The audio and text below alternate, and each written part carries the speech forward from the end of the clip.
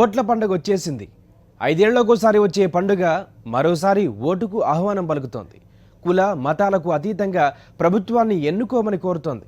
సేవ చేసే వ్యక్తులెవరో, ఎవరి వల్ల నీ భవిష్యత్తు మారుతుందో ఎంచుకోమని చెబుతోంది. రాగద్వేషాలకు అతీతంగా అన్నీ ఆలోచించి నిర్ణయం తీసుకోమని హితవు పలుకుతోంది. ఓటేద్దాం రండి, ఇదే వాళ్ళ మ్యాగజైన్ స్టోరీ. ఏపీ ఎన్నికలకు కౌంట్డౌన్ స్టార్ట్ అయింది. మరికొన్ని గంటల్లో 175 అసెంబ్లీ, 25 లోక్సభ స్థానాల్లో పోలింగ్ ప్రారంభం కానుంది. ఓటింగ్ శాతం పెంచేందుకు ఈసీ అన్ని రకాల చర్యలు తీసుకుంది. ఎలాంటి అవాంఛనీయ సంఘటనలు జరగకుండా సుమారు 1,00,000 మంది పోలీసు బలగాలను మోహరిస్తోంది. ఏపీలో మరికొన్ని గంటల్లో పోలింగ్ సర్వం సిద్ధం చేసిన ఈసీ. ఉదయం 7 గంటల నుంచి సాయంత్రం 6 గంటల వరకు ఓటింగ్. విశాఖ ఏజెన్సీలోని 2 నియోజకవర్గాల్లో 4 గంటల వరకే పోలింగ్. ఓటరు కార్డు లేకపోతే ప్రత్యామ్నాయంగా 11 కార్డులతో ఓటు. మార్పు కోసం 1000 కళ్లతో ఎదురుచూస్తోన్న రాష్ట్ర ప్రజల చారిత్రక తీర్పునకు కౌంట్డౌన్ ప్రారంభమైంది.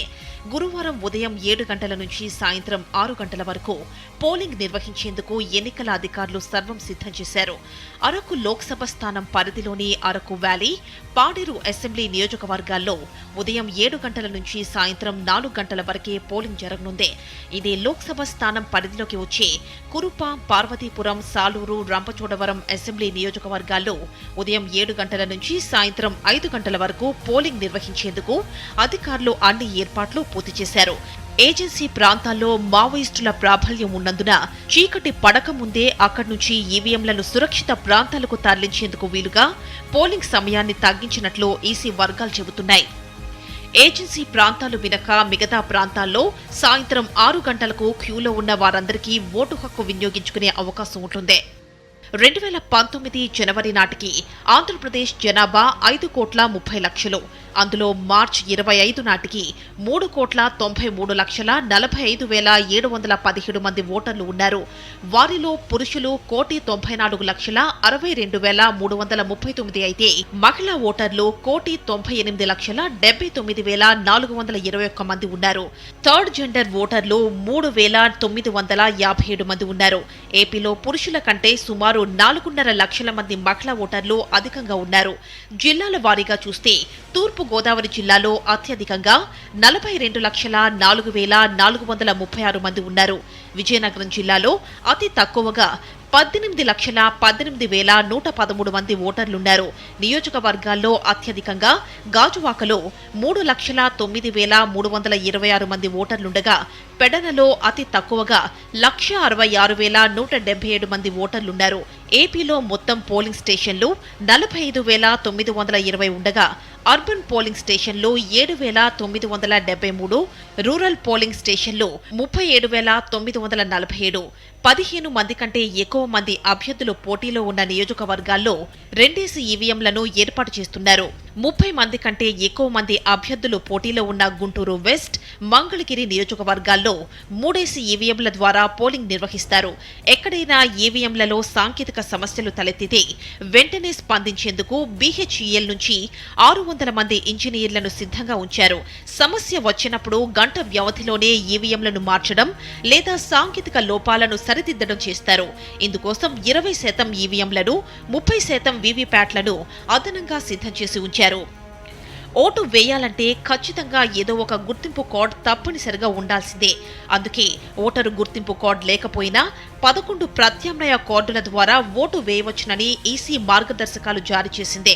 పాప్ పోర్టు, డ్రైవింగ్ లైసెన్స్, కేంద్ర, రాష్ట్ర ఎన్నికల సంస్థలు జారీ చేసిన ఫోటోతో కూడిన గుర్తింపు కార్డులు, బ్యాంకులు, పోస్టాఫీసులు జారీ చేసిన ఫోటోతో కూడిన పాస్బుక్లు, పాన్ కార్డు, ఎన్సీఆర్ నుంచి ఆర్జీఐ జారీ చేసిన స్మార్ట్ కార్డులు, ఉపాధి హామీ పథకం కూలీ గుర్తింపు కార్డు, కేంద్ర కార్మిక శాఖ జారీ చేసిన ఆరోగ్య బీమా స్మార్ట్ కార్డు, ఫోటోతో కూడిన పెన్షన్ డాక్యుమెంట్, ఎంపీ, ఎమ్మెల్యే, ఎమ్మెల్సీలు జారీ చేసిన ఆమోదిత గుర్తింపు కార్డులు, ఆధార్ కార్డుతోనూ ఓటు వేయవచ్చు. ఇక పట్టణ, నగర ప్రాంతాల్లో పోలింగ్ శాతం పెంచేందుకు ఎన్నికల సంఘం ఓ యాప్ ని అందుబాటులోకి తెచ్చింది. మై ఓట్ క్యూ పేరుతో ఉన్న యాప్ డౌన్లోడ్ చేసుకుంటే పోలింగ్ కేంద్రంలో క్యూ లైన్ ఎలా ఉంది, ఎక్కువ మంది క్యూలో ఉన్నారా, తక్కువ మంది ఉన్నారా అనే విషయాలు తెలుస్తాయి. క్యూలో ఎక్కువ సమయము వృధా కాకుండా అవడానికి మేము ఒక యాప్ కూడా తీసుకొని వచ్చి ఉన్నాము. గతంలో కూడా చెప్పాము నిన్న మొన్న. మై ఓట్ క్యూ దానికి పబ్లిసిటీ కూడా చేస్తున్నాము. సో ఆ my vote queue app download చేసుకొని ఎవరైనా ఏ పోలింగ్ బూత్లో ఎంతమంది క్యూలో ఉన్నారో తెలుసుకోవడానికి ఆస్కారం ఉంటుంది. మరి తెలుసుకున్న తర్వాత వాళ్ళు ఏ టైంకి అక్కడ పోలింగ్ కొరకు వెళ్ళాలనుకుంటే ఆ టైంకి వెళ్ళొచ్చు. సో దట్ వాళ్ళకి కూడా తక్కువ టైంలో మరి ఓటింగ్ చేసుకోవచ్చు. సో ఇవన్నీ ఏర్పాట్లు చేస్తున్నాము. నేను అనుకుంటున్నాను మేము పూర్తిగా రెడీ ఉన్నాం ఒక ఫ్రీ అండ్ ఫెయిర్ ఎలక్షన్ జరిపించడానికి. ఏపీలో 175 అసెంబ్లీ 25 లోక్సభ ఎన్నికలకు సంబంధించి ఈవీఎంలను ఇప్పటికే సిద్ధం చేశారు. తెలుగుదేశం సహా పలు విపక్షాలు ఈవీఎంల పనితీరుపై అనుమానాలు వ్యక్తం చేస్తున్నా ఈసీ అధికారులు కొట్టిపారేస్తున్నారు. ఈవీఎంల ట్యాంపరింగ్ అసాధ్యమని కొందరు కావాలనే రాద్ధాంతం చేస్తున్నారని ఈసీ వర్గాలంటున్నాయి. బ్యాటరీ ఆధారంగా పనిచేసే ఈవీఎంలో 2 భాగాలుగా ఉంటాయి. ఒకటి కంట్రోలింగ్ యూనిట్, రెండోది బ్యాలెటింగ్ యూనిట్. ఎన్నికల కేంద్రంలోని ప్రిసైడింగ్ అధికారి కంట్రోలింగ్ యూనిట్ కు ఇన్ఛార్జ్ గా వ్యవహరిస్తారు. ఓటర్ తన ఓటు వినియోగించుకునేందుకు సిద్ధమవగానే బ్యాలెటింగ్ యూనిట్ ను ఆయన యాక్టివ్ చేస్తారు. తర్వాత ఓటర్ తనకు నచ్చిన అభ్యర్థికి ఎదురుగా ఉన్న మీటర్ను నొక్కి ఓటేస్తాడు. ఓటు పడగానే ప్రిసైడింగ్ అధికారి పోలింగ్ బూత్ లో ఉన్న వివిధ పార్టీల ఏజెంట్లకు ఓటు నమోదైనట్లు ధృవీకరిస్తారు. ఒక్కో ఈవీఎం ద్వారా 3840 ఓట్లను రికార్డ్ చేయొచ్చు. ఎవరికి ఓటేశామనే విషయం ఈవీఎంలో గతంలో తెలిసేది కాదు. కానీ ఇటీవలి కాలంలో వీవీప్యాట్లను ఈసీ అందుబాటులోకి తీసుకొచ్చింది. ఓటు వేయగానే ఎవరికి వేశామనే విషయాన్ని వీవీప్యాట్ ద్వారా తెలుసుకునే వెసులుబాటు ఇప్పుడొచ్చింది. ఏపీలో ఈసారి ఎన్నికలు పోటాపోటీగా జరగడంతో అధికార పార్టీ రాష్ట్ర వ్యాప్తంగా పెద్ద ఎత్తున ప్రలోభాల పర్వానికి తెరతీసిందే. డబ్బుతో పాటు మద్యం, బంగారం, వెండి, చీరలు, ఫ్రిడ్జ్లు, ఏసీలు, క్రికెట్ కిట్లు లాంటివి ఎరగా వేస్తోంది. టీడీపీ నేతలు పలు జిల్లాల్లో డబ్బు పంపిణీని అడ్డుకోకుండా పోలీసులపై ఒత్తిడి పెంచారు. సీఎం చంద్రబాబు సామాజిక వర్గానికి చెందిన కొందరు పోలీస్ అధికారులు డబ్బులు చేరవేత నుంచి పంపిణీ వరకు స్వయంగా పర్యవేక్షిస్తున్నారనే ఆరోపణలున్నాయి. రాజధాని ప్రాంతమైన మంగళగిరిలో ఎదురీదుతోన్న టీడీపీ అభ్యర్థి నారా లోకేష్ డబ్బు పంపిణీపైనే ఆధారపడినట్టు తెలుస్తోంది. రాష్ట్రంలోనే అత్యధిక స్థాయిలో టీడీపీ నేతలు ఇక్కడ ఓటర్లను ప్రలోభ పెడుతున్నట్లు సమాచారం. నగదుతో పాటు 5 నుంచి 10 ఓట్లు ఉన్నవారి ఇళ్లకు వెళ్లి ఫ్రిడ్జ్, ఏసీ తదితర గృహోపకరణాలు ఎరగా చూపి కోడ్ నంబర్తో కూడిన స్లిప్లను అందిస్తున్నట్లు ప్రచారం జరుగుతోంది. సదరు స్లిప్ ను తీసుకుని విజయవాడలోని ఓ షోరూమ్ కు వెళితే అందులో పేర్కొన్న వస్తువులను ఇచ్చి పంపిస్తున్నారని వైఎస్ఆర్సీపీ నేతలంటున్నారు. అవినీతితో వేల కోట్లు సంపాదించిన టీడీపీ నేతలు ఎక్కడికక్కడ విచ్చలవిడిగా ఓటర్లను ప్రలోభ పెడుతున్నారనే ఆరోపణలు వినిపిస్తున్నాయి. ఓవైపు డబ్బు, మద్యం, గృహోపకరణాలను ఎరగా వేసి ఓటర్లను ప్రలోభ పెడుతోన్న టీడీపీ నేతలు మరోవైపు దౌర్జన్యాలకు దిగుతున్నారు. ముఖ్యంగా డబ్బు పంపిణీని అడ్డుకున్న వారిపై దాడులకు పాల్పడుతూ పోలీసులతో అక్రమ కేసులు బనాయిస్తుండటంపై విమర్శలు వెలువెత్తుతున్నాయి. అయితే పోలీస్ ఉన్నతాధికారులు మాత్రం ప్రశాంతంగా ఎన్నికలు నిర్వహించేందుకు అన్ని ఏర్పాట్లు చేసినట్లు చెబుతున్నారు. ఆంధ్రప్రదేశ్లో దాదాపు 84,800 men are going to be deployed. ఇది కాకుండా ఎన్ఎస్ఎస్ వాలంటీర్స్, తర్వాత ex service men and special police officers వీళ్ళందరినీ కూడా సెక్షన్ 17 ఆఫ్ పోలీస్ యాక్ట్ కింద నోటిఫై చేయడం జరిగింది. వీళ్ళందరూ కూడా దాదాపు ఇంకొక 20,000 మంది. సో మొత్తంగా చూస్తే దాదాపు 1,00,000 మంది మన పోలింగ్ సంబంధించిన డిప్లాయ్మెంట్ లో ఉన్నారు. అండ్ కొంత తక్కువ పడ్డారు కాబట్టి we're getting some additional force from Tamil Nadu, Karnataka as well as from Orissa. ఈ విధంగా వీళ్ళందరినీ కూడా ఈ రాబోయే పోలింగ్ రోజు ఉపయోగించుకుంటాం. ఎక్కడైతే ఎక్కువ డబ్బు ప్రలోభం, తర్వాత ఇతర వస్తువులు అన్ని కూడా ఇచ్చి ప్రజల్ని ప్రలోభం పెట్టాలని చెప్పి ఐడెంటిఫై చేసిన ప్లేసెస్లో అన్ని కూడా ఎక్కువ సంఖ్యలో మా పెట్రోలింగ్ పార్టీస్ ఇవి అన్ని కూడా తిరుగుతుంది. మాకు వచ్చిన సెంట్రల్ బలగాలన్నీ కూడా ఫ్యాక్షన్ ఐడెంటిఫైడ్ ఏరియాస్, తర్వాత మావోయిస్ట్ ఐడెంటిఫైడ్ ఏరియాస్లో అన్ని కూడా ఎక్కువ సంఖ్యలో వీళ్ళందరినీ కూడా డిప్లాయ్ చేయడం జరుగుతుంది. మావోయిస్ట్ ఏరియాలో ఒక సెక్షన్ ఆర్మ్డ్ ఫోర్స్ ఉంటుంది. తర్వాత ఫ్యాక్షన్ ఏరియాస్లో ఐడెంటిఫైడ్ కొన్ని విలేజెస్ ఉన్నాయి wear the rivalry is very high. అటువంటి విలేజెస్లో పికెట్స్ అంటే స్టాటిక్ పికెట్స్ అన్ని కూడా ఆల్రెడీ ఏర్పాటు చేసినాము. తర్వాత senior officers, DSP, SP, additional SP వీళ్ళందరినీ కూడా ఇటువంటి ఏరియాస్లో పంపడం జరుగుతుంది. తర్వాత టెక్నాలజీని కూడా ఎక్కువ సంఖ్యలో ఈసారి వాడుకుంటున్నాము. మా దగ్గర ఉన్న బాడీ ఓన్ కెమెరాస్, తర్వాత డ్రోన్స్, దీన్ని కూడా ఆ రోజు ఉపయోగిస్తాము. ఎక్కడైతే ట్రబుల్ ప్రోన్ ఏరియాస్ ఉన్నాయో, మావోయిస్ట్ ఏరియాస్ ఉన్నాయో, ఆ ఏరియాస్లో ఇన్ఫర్మేషన్ బట్టి ఇఫ్ అట్ ఆల్ దళ మూవ్మెంట్ ఏదైనా ఉంటే అక్కడ కూడా ఈ డ్రోన్స్ లాంచ్ చేయడం జరుగుతుంది. ఫ్యాక్షన్ ఏరియాస్లో కూడా ఈ డ్రోన్స్ని కర్నూలు, కడప, అనంతపూర్ ఈ జిల్లాలకు అన్ని కూడా ఇవ్వడం జరిగింది. ఆ డ్రోన్స్ కూడా సర్వేలెన్స్కి పనికి వస్తుంది. ఎక్కడైనా ఇటువంటి గ్యాదరింగ్ కానీ గుంపగా ఎవరైనా వెళ్ళి గొడవ చేయడానికి ప్రయత్నం చేస్తూ ఉంటే అదన్నీ కూడా వీడియో క్యాప్చర్లో వచ్చేస్తుంది. ఈ విధంగా టెక్నాలజీ తర్వాత మెన్ అందరినీ కూడా కరెక్ట్ గా డిప్లాయ్ చేయడం జరిగింది. ఎన్నికల నేపథ్యంలో ఏపీలో ఇప్పటివరకు వివిధ రూపాల్లో సుమారు 200 కోట్లు విలువ చేసే నగదు వస్తువులను స్వాధీనం చేసుకున్నట్టు కేంద్ర ఎన్నికల సంఘం ప్రకటించింది. ఇందులో 120 కోట్లు నగదు రూపంలో కాగా 24 కోట్లు విలువైన మద్యం, 33 కోట్లు విలువైన నగలను స్వాధీనం చేసుకున్నారు. వీటిలో ఎక్కువ శాతం టీడీపీ నేతలు సానుభూతి పరుల నుంచి స్వాధీనం చేసుకున్నట్లు సమాచారం. అయితే ప్రజలను తప్పుదోవ పట్టించేలా చంద్రబాబు గందరగోళం సృష్టించే యత్నం చేస్తుండడాన్ని వైఎస్ఆర్సీపీ తప్పుపడుతోంది. సహజంగా ప్రతి 5 సంవత్సరాలకి జరుగుతాయి. దాంట్లో అందరూ భాగస్వాములే. ఈ ఎన్నికల్లో మేము కూడా అపోజిషన్ పార్టీగా మేము కానీ, ప్రజలు కానీ, ఒక బాధ్యత గల పౌరుడిగా నేను కూడా అన్నింటినీ ఎన్నికలు ప్రశాంతంగా జరిపించాల్సిన బాధ్యత మనందరి మీద ఉంది. ఈ టైంలో లాస్ట్ టైంలో ఎన్నికలని ఒక గందరగోళం సృష్టించి ప్రజల్లోకి ఒక రకమైన భావన తీసుకెళ్లాలని తీసుకున్న కార్యక్రమం తప్ప ఎక్కడో అంటే మే 22 తర్వాత వచ్చే రిజల్ట్ మీద మీలో ఏదో భయం వచ్చినట్టుగా కనిపిస్తుంది ముఖ్యమంత్రి గారు. అది మే 23 తర్వాత వచ్చే రిజల్ట్లో ఇది మంచిది కాదు. ప్రజాస్వామ్యంలో ఎన్నికల్లో ఏ పార్టీలకైనా సరే ఇది సహజం. ఎన్నికలు సహజం. ఎన్నికల్లో పార్టిసిపేట్ చేయడం సహజం. అనేక ఎన్నికలు జరిగినాయి. అనేక ఎన్నికల్లో తెలుగుదేశం పార్టీ అనేక ఎన్నికల్లో పార్టిసిపేట్ చేసింది. వైఎస్ఆర్సీపీ కంటే ఎక్కువ ఎన్నికల్లో పార్టిసిపేట్ చేశారు. ప్రజాస్వామ్యబద్ధంగా ప్రజలు ప్రశాంత వాతావరణంలో ప్రజలు అధికారులు ఎన్నికలకి టైం ప్రిపేర్ అయిపోయిన టైంలో కొన్ని గంటల్లో అందరూ కూడా వాళ్ళకి వేసిన పోస్టింగుల్లోకి వెళ్తూ వాళ్ళకి అలాట్ చేసిన గ్రామాల్లోకి వెళ్తే టైంలో వాళ్ళందరినీ కూడా ఒక రకమైన సైకలాజికల్గా వాళ్ళు ఏదో భయం క్రియేట్ చేసే కార్యక్రమం తీసుకున్నారు తప్ప ఇది ప్రజాస్వామ్యబద్ధమైన కార్యక్రమం కాదు. ఇది మంచి కార్యక్రమం కాదు. మనందరం భాగస్వామ్యంగా ప్రశాంత వాతావరణంలో ఎన్నికలు జరిపించే విధంగా మనందరం చర్యలు తీసుకోవాలి. మనందరం కూడా ఎన్నికల సంఘాన్ని కోఆపరేట్ చేయాలి. అధికార పార్టీ టీడీపీ ఎన్ని ప్రలోభాలకు పాల్పడుతున్నా ఎన్నికలను ప్రశాంతంగా నిర్వహించేందుకు అధికారులు విస్తృత ఏర్పాట్లు చేస్తున్నారు.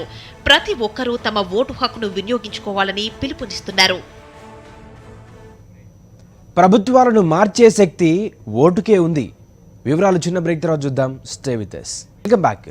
ప్రభుత్వాలను మార్చే శక్తి ఒక్క ఓటుకే ఉంది. ఓటు ఎంతో పవిత్రమైంది.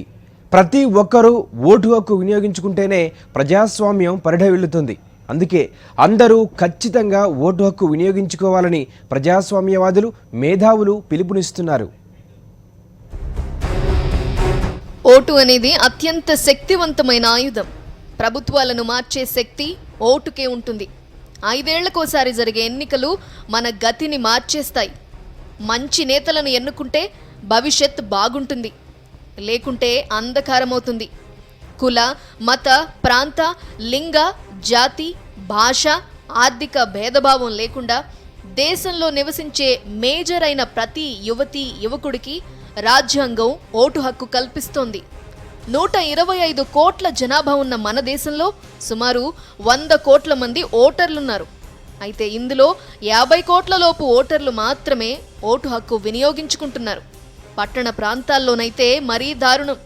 కొన్ని చోట్ల ఓటింగ్ శాతం 45% కూడా నమోదు కాకపోవటం ఆందోళన కలిగిస్తోంది. న్యాయ కార్యనిర్వాహక వ్యవస్థల కంటే శక్తివంతమైన పాత్ర శాసనాలు తయారు చేసే పార్లమెంట్, అసెంబ్లీలది. మనం ఎన్నుకునే నేతలకు సేవాగుణం, పేదలకు మంచి చేయాలనుకునే తపన ఉంటే అందరి జీవితాలు బాగుపడతాయి. విద్య, ఉద్యోగ, ఉపాధి రంగాల్లో అవకాశాలు మెరుగుపడతాయి. 5 ఏళ్లకోసారి జరిగే ఎన్నికల్లో ఎమ్మెల్యే, ఎంపీలను ఎన్నుకునే హక్కు పౌరులకు ఉంటుంది. ఒక ప్రభుత్వం నచ్చకపోతే మరో ప్రభుత్వాన్ని ఎన్నుకునే హక్కు ప్రజలకు రాజ్యాంగం కల్పిస్తుంది. మార్పు అవసరమని ప్రజలు భావించినప్పుడు ఓటు ద్వారానే తీర్పు ఇవ్వాల్సి ఉంటుంది. అలాంటి పవిత్రమైన, శక్తివంతమైన ఓటును వినియోగించుకోవాల్సిన సమయం వచ్చేసింది. ఏపీలో అసెంబ్లీ, లోక్సభకు, తెలంగాణలో లోక్సభకు గురువారం ఎన్నికలు జరగనున్నాయి. పోలింగ్ బూత్కి రావాలి, ఓటు హక్కుని వినియోగించుకోవాలి. అది నేను ప్రతి ఒక్కరిని కోరుతున్నాం, వాళ్ళని కాదు ఇన్ఫాక్ట్ ప్రతి ఒక్కరిని కోరుతున్నాం. ఎందుకంటే మాకు లాస్ట్ టైమే 78% పోలింగ్ జరిగింది. ఈసారి మేము యూత్కి కూడా కొద్దిగా ఓట్స్ నమోదు చేసి ఉన్నాము. అండ్ లాస్ట్ 2.5 monthsలో మేము సుమారుగా 25 lakhs ఓట్స్ మరి ఓటర్ లిస్టులో యాడ్ చేయగలిగాము. సో ప్రతి ఒక్కరిని, అంటే మాకు 3,93,00,000 మంది ఓటర్స్ ఉన్నారు. ప్రతి ఒక్కరిని మేము కోరుతున్నాము, మీరు దయచేసి 11th నాడు డెఫినెట్గా మీరు రావాలి, ఓట్ హక్కు వినియోగించుకోవాలి. April 11th ఎలక్షన్స్ జరుగుతున్నాయి అండ్ ఓట్ అన్నది మన biggest responsibility. And only vote వేసినప్పుడు మాత్రమే మనం ప్రశ్నించగలిగే హక్కు ఉంటుంది. And at the same time ఓటుతో మన ఫ్యూచర్ ఏంటి అన్నది మనం డిజైన్ చేసుకోగలిగే ఒక ఛాన్స్ ఉంటుంది. సో మీరు ఎక్కడున్నా సరే April 11th నాడు వెళ్ళి ఓటేయండి అండ్ మీ ఓట్ని యూస్ చేసుకోండి. ఎన్ని పనులున్నా ప్రతి ఒక్కరూ ఖచ్చితంగా ఓటు హక్కు వినియోగించుకోవాలని మేధావులు, ప్రజాస్వామ్యవాదులు కోరుతున్నారు. ఓటు హక్కు వినియోగించుకోకపోతే ప్రశ్నించే అధికారం ఉండదని, ఓటు వేస్తేనే ఎవరినైనా ప్రశ్నించే అవకాశం లభిస్తుందని మేధావులు అంటున్నారు. చాలా దేశాల్లో అక్కడి పౌరులకు పూర్తి స్థాయిలో ఇంకా ఓటు హక్కు సిద్ధించలేదు. కొన్ని దేశాల్లో ఓటు హక్కు ధనికులకు మాత్రమే పరిమితం. కానీ భారత రాజ్యాంగం జాతి, మతం, కులం, భాష, లింగం వంటి ప్రాతిపదికలతో నిమిత్తం లేకుండా భారత పౌరులందరికీ ఓటు హక్కు కల్పించింది. ఓటు హక్కు వినియోగించుకోవటానికి ప్రత్యేకంగా ఎలాంటి పత్రాలు అవసరం లేకపోయినా గుర్తింపు పొందిన ఏదో ఒక కార్డు మాత్రం తప్పక చూపించాల్సి ఉంటుంది. ప్రజాస్వామ్యం వర్ధిల్లాలన్నా, రాష్ట్రం ప్రగతి పదంలో పురోగమించాలన్నా, మార్పు రావాలన్నా ఓటు హక్కు కలిగిన ఓటర్లంతా విజ్ఞతతో, విచక్షణతో ఓటు వేయాల్సిన అవసరం ఉంది. ప్రపంచంలోనే అత్యంత పెద్ద ప్రజాస్వామ్య దేశమైన భారత్లో ఓటు హక్కు ఎంతో ప్రాధాన్యత సంతరించుకుంది. ప్రజాస్వామ్య పరిరక్షణకు, హక్కుల సాధనకు ఓటు హక్కే ఆయుధం. ప్రజలకు నచ్చిన, మెచ్చిన వ్యక్తి పాలకుడు కావాలన్నా, ప్రజల అభిమానాన్ని కోల్పోయిన పాలకుడిని గద్దె దించాలన్నా ఓటు హక్కు బ్రహ్మాస్త్రం. అంత మహత్తరమైన ప్రాధాన్యత కలిగిన ఓటు హక్కును సద్వినియోగం చేసుకోవాలని ఎన్నికల సంఘం పదే పదే విజ్ఞప్తి చేస్తోంది. ఇది వాళ్ళ magazine story. Stay with us.